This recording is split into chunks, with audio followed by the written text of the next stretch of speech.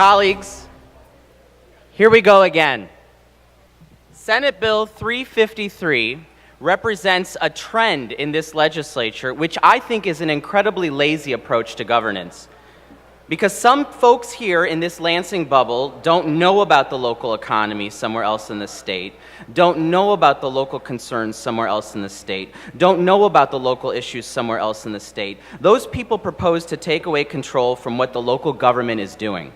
First, the majority party banned local laws protecting workplace standards, then banned communities from using tools to address environmental and health concerns, and now in Senate Bill 353, they are attempting to undo local wage protection by preventing a local government from regulating the information an employer can request during a job interview, like previous salary or banning the box. Now, I rise here today to oppose Senate Bill 353 with conservative talking points.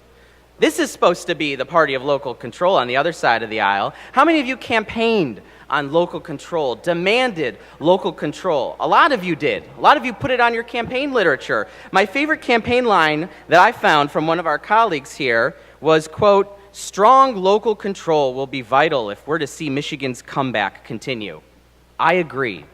So why are we taking up a bill that erodes local employment laws? This is not how government is supposed to work. If we don't like something that's done at the local level because we don't understand it, we shouldn't just ban it because we can. State policymakers should embrace a partnership with their local elected officials to do the right thing by the constituents that they mutually represent. And if something is introduced at the local level that we don't like here in Lansing, there are avenues for our constituents to petition against their council members and kick them out of office if they don't like their policy proposals. They elected them in the first place. But if a local proposal is introduced at a public meeting, vetted at a public meeting, debated with citizen input during a public hearing, and is embraced locally, then it's not our responsibility as big state government to come in and erode local control. This is wrong in theory, and it's wrong in practice. I was a city councilman in Southfield, which has more than 27 million square feet of office space and over 7 million square feet of industrial space. That's more office space than the central business districts of Detroit, Cleveland, Cincinnati, Indianapolis, and Kansas City. We know how to make our local economy run. We're a large and significant contributor to the state's economy.